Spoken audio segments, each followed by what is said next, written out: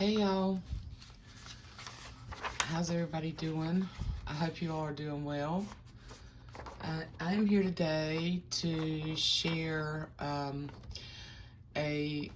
idea for our hashtag Give a Scrap Hop 2025, hosted by Angela over at the Traveling Crafter. And every day in April, there will be a new video on how to use your scraps or your trash or things that people throw away or don't typically use. And there's amazing group of crafters and artists in this month-long hop, so you guys need to go check them all out. The whole list will be included in the description. And if you're interested in doing a video, let me know, and I'll come back in the video and put your link in and send people over to your channel. I'm supposed to tag someone, and actually I don't have anyone to tag this year. I did message a couple of other artists. I haven't heard back from them.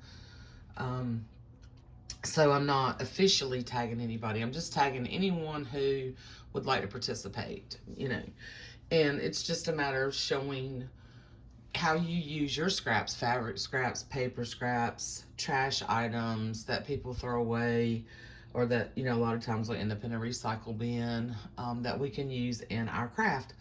And there's so many different ways to do things. Everybody has a different take on things. But then there's so many things that, there's a lot of things that have already been done, and I was trying to think of something new, and I really don't have anything new, just something that I used to do more of when I first started junk journaling and stuff, that I'm going to kind of go back to, because I've gotten a little bit bad about using, well, I like to mix things up, so I like to mix newer products with old products, but I'm kind of going back to using more repurposed things along with the new stuff than, I think we all kind of have that ebb and flow of things. But all right, anyway, so what I'm gonna make, I'm gonna set this aside. So what I'm gonna make is some pockets. So I with brown paper bag, okay, old sewing patterns, very, very fun scraps. You can use scraps. The labels are even done using scraps of ledger and stamping the labels on them, and then using my I'm working on some sewing journals, so I figured I would just do some sort of sewing theme ones while I'm doing this. I also have this, what I like to call, I usually call it like tobacco twine. It's not, I think that's what they used to tie up, tobacco back in the day. But this is from an old loom from a, factory, And I got this from my aunt, so it probably came from somewhere east of here, near Goldsboro, North Carolina. We used to have a lot of clothing, well, not clothing, but fabric manufacturers here in North Carolina, and across the U.S., I believe, that are now overseas. We used to have a ton of factory jobs, okay, especially in this state. But this came from one of those old looms, and it's great. So it's like a baker's twine. It's a little bit thinner than some of the baker's twine. You can use it in its natural state. And I mean, look at this. I will never ever use all this. And I've shared a lot of it. So anyway, so we're gonna make some little pockets, but that's what I use to do the stitching on it. And you can dye that stuff too. I was sitting here thinking about all the things I could share with y'all about what you can do. You can dye this stuff too. I might try taking some and dyeing it with some food coloring, and then I'm gonna stitch on this one, but I'm gonna show you how to do the pocket, just in case you don't know, or you've never really kind of, down and dirty made this kind of pocket. It's really easy. You can do this with book pages, all kinds of paper, music paper, you know, whatever paper you have. So I just took the bag apart, you know, I cut both sides down, and cut the bottom out. And you can use that, you can pull those apart and use those scraps too. I know Tamara has made ruffles, like she makes ruffles out of this paper, which is really cool, and stitches them and like puts butterflies and buttons and things on them. Just the possibilities of some of this stuff are endless. But I'm gonna kind of cut down this particular line, you know, depending on how big, like how tall you want your pocket. This piece I'm gonna set aside. This is the piece I'm gonna use. I just got kind of, it's about, oh gosh, let's see. This is about 14 inches wide, and let's see, 1, 2, 3, 4, 5, 6, about 6 inches tall. Now, we don't have to use this whole thing. You can see, just a paper bag. And I don't think I need the whole piece. So what I'm gonna do is I'm gonna cut this bottom part off. I'm gonna cut about 2 inches off. So I don't really think I need that. And this does not have to be perfect, okay? You don't have to use a trimmer. You need scissors, maybe some, you know, glue. This is the glue I use for this, or the fabric tack, or just any kind of wet glue. Works really well on this. It's a thick paper. So you don't have to have, you know, expensive supplies. And we're just gonna fold this over and then fold it over this way, okay? And you just make it as wide as you want to. You can make narrow pockets, you can make wide pockets, you can make envelopes or whatever, okay? Still a little wide, we don't need that much. So I'm gonna cut a little bit more, so about 3 inches off. So now it's about 10 or 11 inches wide, okay? And then fold it over like that. And then we need a little, now, we don't have to do it this way. You can just glue it down here. You can stitch it down here. But we are gonna cut a little, I'm just gonna take a strip off here, come to that line, folded line, and then cut there. And then we're gonna come on the other side. You can kind of fold that piece over to sort of see where you cut it, where you did that at. Cut that piece, and then cut that off. So now you've got this piece. Does not matter if this is exact, because we're gonna fold this piece up like this, okay? We'll fold that piece up like that. Now, if you are into, you know, if you want everything to be exactly straight and, you know, let me straighten this up a little bit. You can use your cutter for this. You don't have to just, you know, if you've got a cutter, you can use that. So now we're just gonna glue this together, and I'm having some issues with my pen in my other glue, my art glitter glue. So I'm gonna use fabric tack, just a little bit of fabric tack here, fold it over. I'm gonna put a little bit further because that goes a little bit further. Okay, and glue that, and then we're gonna glue this little flap over like that. And now we have a pocket. Now, one of these, what I did, you can leave it straight across if you want. This one still had sort of a little, I happened to cut the bag where that little notch was in the top part of the bag. So I'm probably just gonna leave that one like that. This one I took just some of the scissors, and it's a little bit, yeah, you just open it up like that. It makes a really sturdy, nice pocket. I took these scissors. You know, I have a set of these old crafting scissors that have different edges, and this just has a little, like a scallop. So just kind of line that up and cut it off like that, and that is not straight. Let's do this again. Oh. Okay, that's better.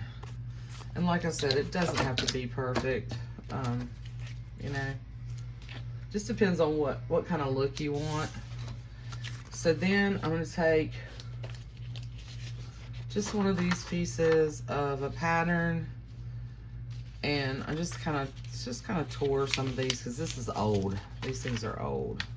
And here you can use, you know, you can use whatever you want here as well. You can make this a little more contrasting, so use something that's a little lighter. You could use the same thing. You could use music paper. You can use the little pieces from the patterns. This is just what I'm using for this particular little pocket. Okay, let's set these up here so you can see them.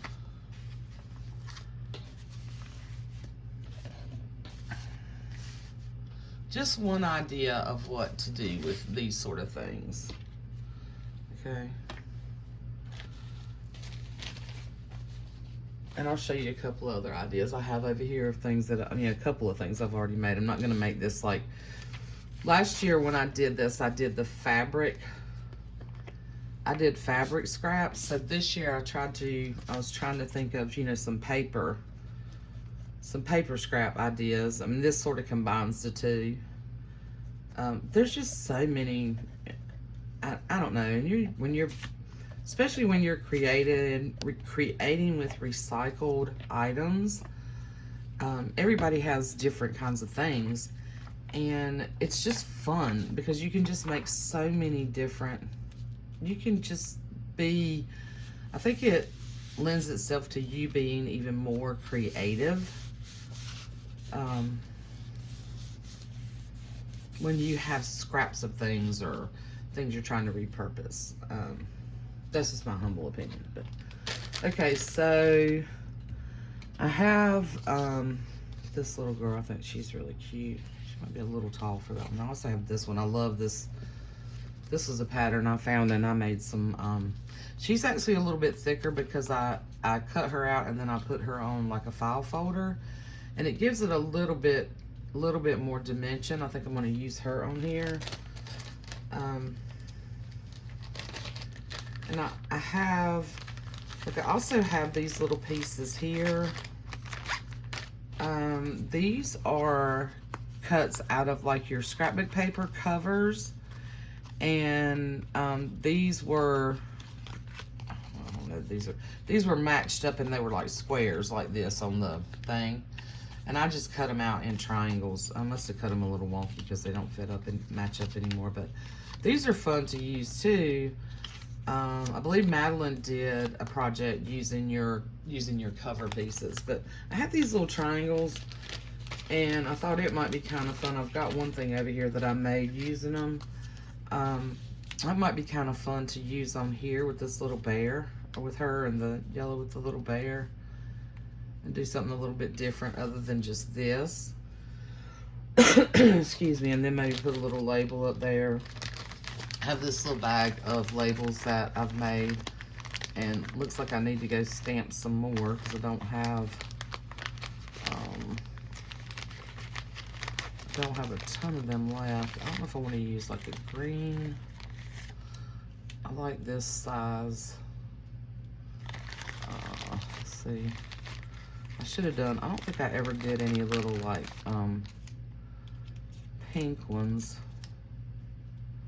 The red, I like the size of this. I like this green though. I think I'm going to use this green. And I'm making these kind of very eclectic, so I'm not really worried about it being, you know, super matchy or anything, but I do want it to kind of to coordinate. And I don't have, or I could use something like this, one of these little tags, but no, I don't like that. I like this better.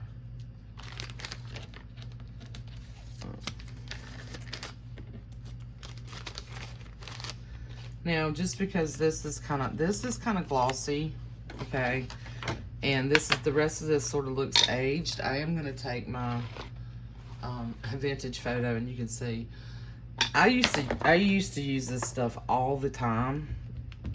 When I first started crafting, I did a lot more kind of grungy type things, and I inked a lot of stuff. I don't do that very much now. Every once in a while, I'm just trying to tone this down a little bit to kind of go in with this, blend a little bit better. Yeah, I like that, so we're gonna glue that.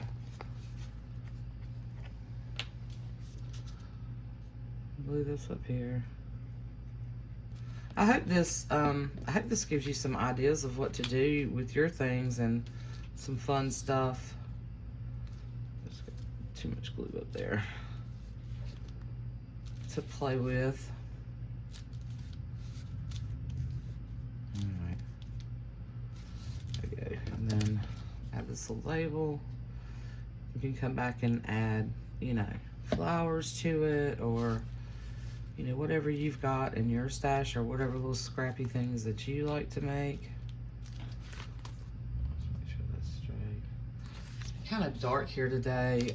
It's been raining all day, so my natural light is not as light as it usually is. And I think there's a big cloud brewing out there right this minute. I'm gonna put her up here. And one little tip, and it's kind of like, it's sort of a design tip, something that I've learned from watching some other artists and other creators when I first started doing this and in school, is when you do kind of clusters, anything that you're putting together, if things kind of touch, so like, if you were to do this and you come and put the label up here and the little girl over here and the fabric down here and none of it touches, it doesn't look as cohesive as when you kind of make everything touch, okay, at some point. When you're creating things like that. That's just a little sort of design tip that I learned. You don't have to create like that. Some people like things very symmetrical. I am not that person. Like, I have a friend who some of this stuff, the way I decorate it drives her insane, because she's one of those, she just really likes everything symmetrical, and I don't. I like everything wonky. So I like things off-centered and like odd numbers. So there's just different styles. It just depends on what you like. But look, isn't that cute? So now, and you can make envelopes out of these. You can make all different sizes pockets. You can make, this is something I did a while back, and I've made some envelopes out of this too, and did this with this blanket stitch on the side. Now, my blanket stitch is not perfect for sure, because sometimes I get a little confused getting started, and so when the starting point doesn't look real great. But I just took a really old Curious George page out of an old book, and you can see, because you can see how aged it is around the edges. And then a piece of I thought this was paper bag, but I actually think it's one of those old file folders. So on the inside it was kind of that craft color, and on the back it's more of the craft versus the green. But it was just a piece of old file folder, and I made it into like a big pocket. So this would go in a big journal, or it could actually go on the front of like a fun art journal. And you know, it's a big pocket, and you could put stuff in the front. Or on the inside cover would be fun. And I just took one of those little pieces and the label and a little vintage milk cap, and I did do the ink around here because this was really, you know, old looking. So that's another idea. You can just make big, you know, big pockets for inside of your books. And this is just one page. You could do it with just this. I think this is thick enough, but if you want to add it on to another piece of something to give it a little more sturdiness for a big pocket that you're going to be putting stuff in and out of, you could do that. You can make them small. Like I said, you can do tags. You can make tags. You can make envelopes. You can emboss this paper. The paper bag paper is really pretty embossed, like with the floral, and then like put inks over it or paint over it. Just so many things you can do. But now this, so I'm going to take my little, this is like a stamp pad, but it's like foam, like you use on your computer, like for a mouse or whatever. Or if you have one of those sewing pads, you know, when you do kind of sewing or slow stitch or ironing, you can use that. Just something underneath it when you poke your holes. So now I'm going to come and I'm going to go ahead and poke my holes to where I want my stitching to be. So I'm going to come over here on this side and just eyeball it, you know. So they're probably, you know, a little over a 1/4 inch apart. And just go, you know, as far as you want to go. Now I decided on these I was going to do this sort of back stitch. This back stitch instead of doing the blanket stitch, and I really like this. And I doubled up my string or my twine and tied a knot. Okay, you can use one, you don't have to use two, but see how it gives it even more extra dimension, and it's not super thick. It's really not. I like very textured things, in case you guys haven't known. If you've watched me for quite some time, I like eclectic, and I like textured. I really do like texture. So now, I hope I've got a long enough piece of string in here, because that could be trouble. Let me cut this one out and do another one, because you want to make sure you've got a long enough piece of string. I'm using a really big needle, so if I don't use enough string and I get down here at the bottom and I don't have but this much, if I get down here in the bottom and I can't get my needle in there, so I make sure I have a long piece of this. And it can be a bear to thread it.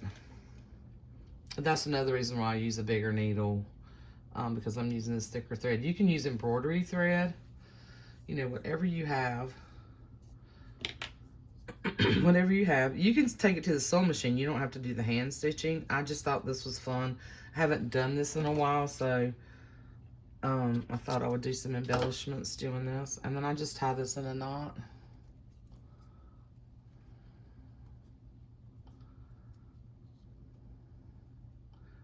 And now I like this long string. If you notice, I left these strings like that. I love that look. It's just fun to me. If you don't like that, you can cut them off. So when I do my stitching, I'm going to come in from the outside because I want that little tail there. Okay. So I'm just going to pull that through, and I'm going to go the back sides. This is so much easier if you poke your holes ahead of time. Okay. And then come back through this hole. And then we're going to go down to this hole from the back side. I hope my camera's focusing for you guys, because sometimes it wants to be ridiculous. And then we're going to come back through here.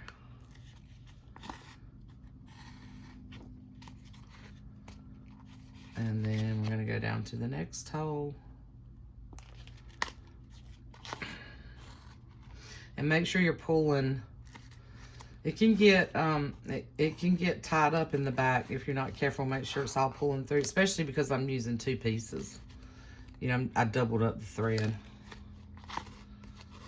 I've gotten them cankered up a few times. So yeah, just come back through, and you can go look up if you want to do blanket stitches. I mean, you'll poke your holes the same way. You're just going to come around the sides of the pocket instead of up and down. So you can search how to do the blanket stitch. I'm just not that great at it. I do have an older video. You can go, you know, look that up. It's probably 5 years ago. It may even be older than that. But of doing like these little pocket ideas. But you could actually go look up blanket stitch videos to learn how to do that. It's pretty simple. I'm just not the best teacher of like that kind of stuff. So probably other people that could show you better than I can, because I don't know all the correct terms for all the stitching and stuff. Okay, now I'm going to go back through this one like I normally would. And then to end it off, I'm going to come back up through this. Okay. And then I'm going to come through here. And then I'm going to come through the loop to make a knot right there. It's that simple. And then I'm just going to cut it off right there. I need to sharpen my scissors. And then I'm going to probably come back over here, and maybe in down here. So I won't do that on camera, but I'll go ahead and poke the holes again. So just decide, you know, where you want your holes. And if you're not using a super big needle like this, you can use an awl, like for book binding. You can use one of these or whatever kind of, you know, tool that you have, pokey tool to poke holes. Yeah. And then I'm going to do it down here too, so I'm going to come here.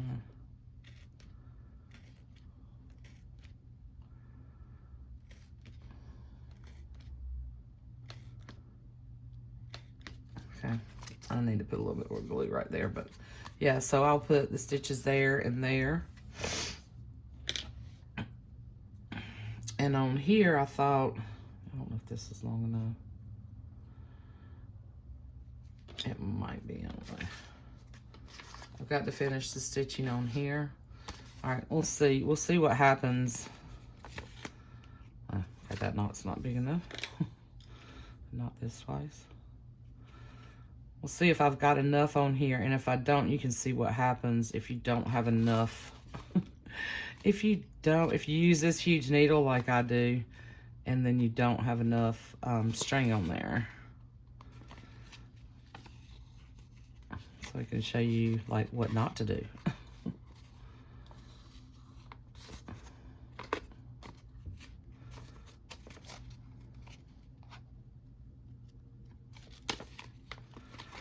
But see what you can make with just some sort of, you know, recycled items that probably a lot of people have. I can imagine a lot of these things have been thrown in the trash over the years, decades.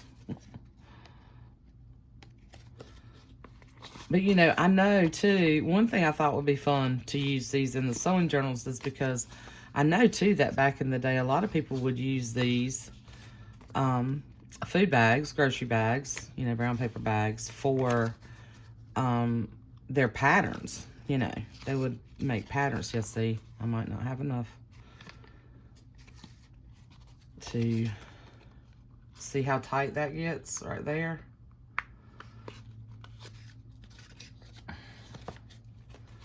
So now I'm going to struggle. I'm not going to be able to get that through there. See that? So what we're going to do in this case, since I can get through this hole, I think I can. Nope, not going to be able to do it. So, all right. So let's try this little trick.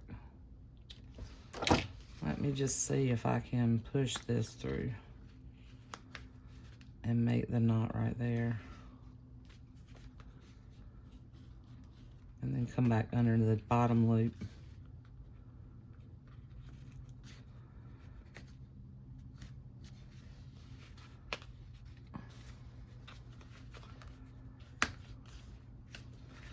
Just doesn't make the knot like I want it to, but I can stick a little bit of glue right there. That's what happens if you don't have enough, if you don't put enough on there, enough string on there with the big needles. And then I can just take a little bit of, I'll take a little bit of glue and put it there to hold that. Yep. And then we can put, we can just fold it. We can put tags in here. You can put little hidden journaling spots in there. We can go back and add buttons on here, like the little felt buttons, or real buttons, or, you know, whatever. Just really, really, really, really fun little embellishments to make. Okay, so real quick, just another real quick paper idea. And I know y'all have probably seen this, but this was something that I learned a while back. And then here's an envelope. So here's an envelope. Now this is like a an actual envelope that had been tea dyed. But you can do the same thing, make these envelopes like this with this paper, okay, just like we did here, and put your book images and scraps or whatever and stitch. Okay, so see that, there it is with the fabric scraps and the rack and the buttons. So you can do that. You can take paper scraps. I used to do this, and I still will do this sometimes, like my paper scraps, strips, and put them on packaging or book pages or whatever kind of stuff you have. This works great. Do the same thing on here, and just glue your little strips down, and then just run a stitch through them, or just glue them. You don't even have to stitch through them, but these make great little side tucks, little tags, you know, little pockets. Make pockets out of them or whatever. So that's a great way to use up your little scraps too. Okay, so just some fun ideas for you, and I hope you enjoyed this video. And please go check out the rest of the ladies. There's so many fun things in this hop. And if you have any questions, let me know. And if you want to do a video, let me know, and I'll come back to the description in the video and put your link in to send people to you, since I didn't really have anybody to tag this time, and I apologize for that. But anyway, I hope you all have a great day, and I love you, and I'll see you soon. Bye.